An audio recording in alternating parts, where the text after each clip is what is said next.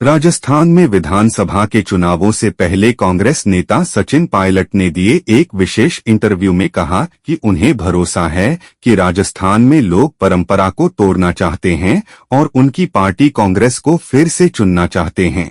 टोंक से दोबारा टिकट मिलने के एक दिन बाद पायलट ने कहा कि पार्टी को पहले जीतना जरूरी है और फिर देखना होगा कि मुख्यमंत्री कौन होगा। राजस्थान के मुख्यमंत्री अशोक गहलोत से अतीत में पायलट के साथ तल्ख रिश्ते रहे हैं। गहलोत ने उन पर कांग्रेस सरकार को गिराने की कोशिश करने का आरोप लगाया था और उन्हें नाकारा और गद्दार भी कहा था। इस मुद्दे पर खुलकर बात करते हुए सचिन पायलट ने कहा कि दोनों नेता अब एकजुट हैं। सचिन पायलट ने रविवार को टोंक में बताया कि मल्लिकार्जुन खड़गे ने मुझसे कहा, आपको भूलना होगा, माफ करना होगा और आगे बढ़ना होगा। एक बार बोले गए शब्द कभी वापस नहीं लिए जाते। हमें उससे आगे देखना होगा और हम एकजुट होकर काम कर रहे हैं। हमारे लिए निजी पसंद और नापसंद तब पीछे रह जाती है जब आपको राजस्थान के लोगों को देखना होता है जो हमसे कुछ उम्मीद करते हैं।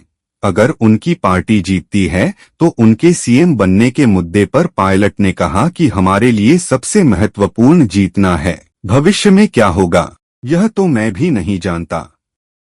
हमें चुनाव जीतना है और फिर देखें क्या होता है। सचिन पायलट ने कहा कि यह देखते हुए कि पूर्व सीएम वसुंधरा राजे को कैसे दरकिनार किया जा रहा है, भारतीय जनता पार्टी में बहुत कुछ गड़बड़ है। उन्होंने कहा कि बीजेपी एक अप्रभावी विपक्ष साबित हुई है। पायलट ने यह भी दावा किया कि मध्य प्रदेश, छत्तीसगढ़ और तेलंगाना में लहर राजस्थान में भी कांग्रेस की मदद कर रही है। उनके इंटरव्यू का संपादित अंश यहाँ दिया गया है। आप टोंक और राजस्थान में कांग्रेस की संभावनाओं को कैसे देखते हैं? पिछली बार जब मैंने चुनाव लड़ा था तो टोंक में भाजपा का विधायक था। लोगों ने भारी अंतर से जीत दिलाने में मेरा समर्थन किया। केवल मेरी सीट टोंक ही नहीं, अधिकांश मतदाताओं में यह साफ भावना है कि हमें पिछले 3 दशकों की इस प्रवृत्ति को तोड़ना है कि आप हर 5 साल में सरकार बदल देते हैं।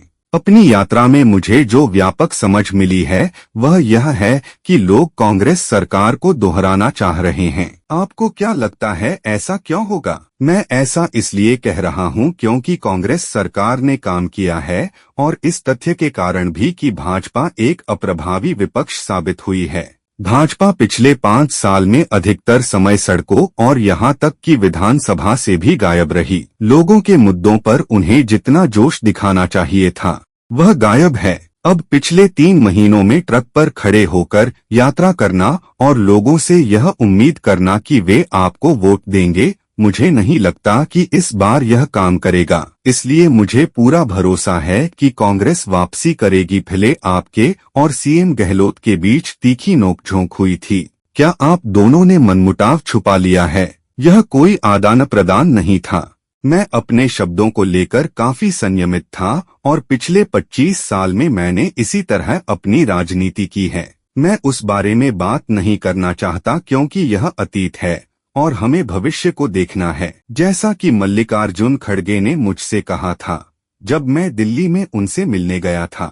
उन्होंने कहा था कि तुम्हें माफ करना होगा, भूलना होगा और आगे बढ़ना होगा। यही वह मंत्र है जो कांग्रेस में हम सभी के लिए सच है।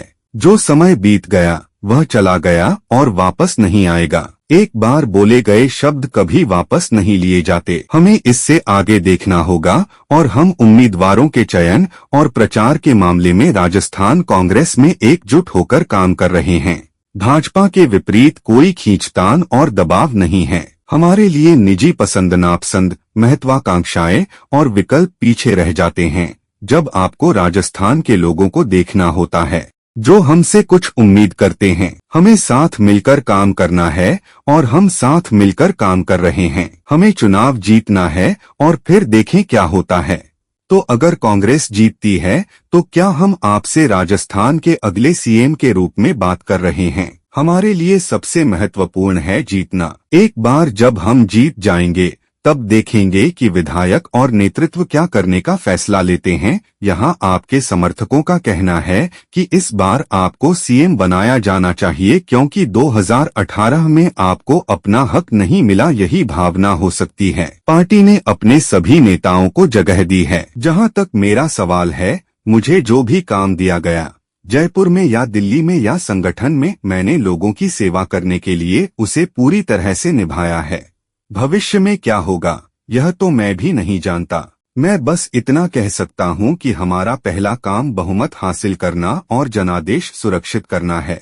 एक बार जब हम ऐसा कर लेंगे तो विधायक तय करेंगे कि सरकार का नेतृत्व कौन करेगा।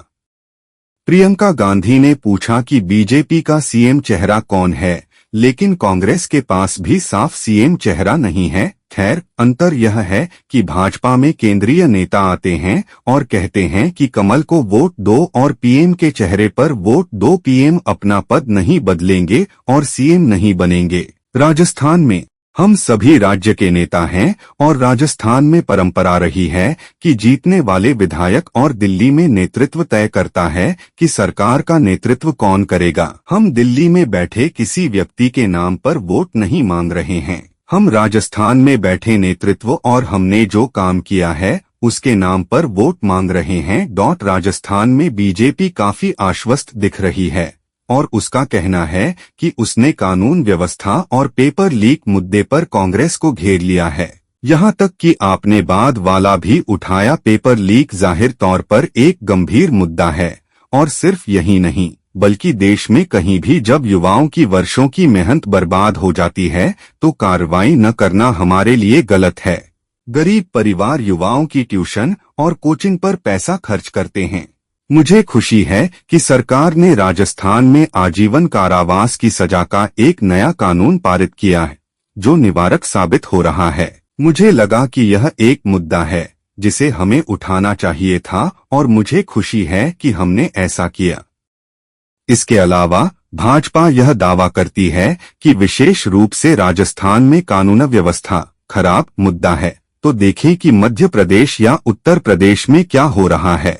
हाँ, यह राज्य का विषय है, लेकिन जहां भी कोई घटना हुई है, की गई कार्रवाई मायने रखती है और सरकार ने उचित तरीके से कार्रवाई की है और ज्यादातर बार अपराधी पकड़े गए हैं। अब उन्हें पर्याप्त सजा देना न्यायपालिका का काम है। ऐसे और भी कई राज्य हैं जिनका प्रदर्शन सबसे खराब है। यहाँ राजस्थान में न्याय सुनिश्चित करने के लिए एफआईआर कायम करना अनिवार्य है, इसीलिए रिपोर्ट किए जाने वाले मामलों की संख्या अधिक है।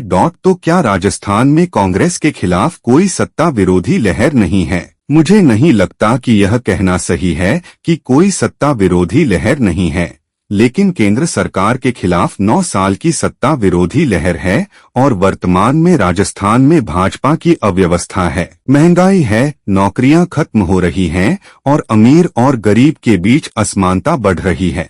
जिस तरह से संस्थानों का राजनीतिकरण किया गया है, युवा लोग यह सब देख रहे हैं और यह राष्ट्रीय स्तर पर भाजपा के खिलाफ काम कर रहा है। मध्य प्रदेश, छत्तीसगढ़ और तेलंगाना में लहर राजस्थान में कांग्रेस की संभावनाओं को मदद कर रही है। लोग राजस्थान में कांग्रेस को एक और मौका देना चाहते। क्या बीजेपी में इस बात को लेकर कुछ गड़बड़ है कि कैसे वसुंधरा राजे को किनारे कर दिया गया है? वहाँ बहुत कुछ गड़बड़ है। व्यक्तियों के मामले में यह उनका आंतरिक मामला है और मैं ज्यादा कुछ नहीं कह सकता, लेकिन जो मैंने देखा है उनके द्वारा घोषित टिकटों पर बहुत अधिक असंतोष और आक्रोश है। वे अपने नेताओं के साथ जो करते हैं वह सबको पता है। वे केवल धर्मों और मस्जिद मंदिर के बारे में बात कर रहे हैं। अब तक घोषित उनके टिकटों को लेकर विरोध हो रहा है। उनके पास भविष्य के लिए कोई विजन या रोडमैप नहीं है। वे केवल कांग्रेस को गाली दे रहे हैं और झूठे आरोप लगा रहे हैं।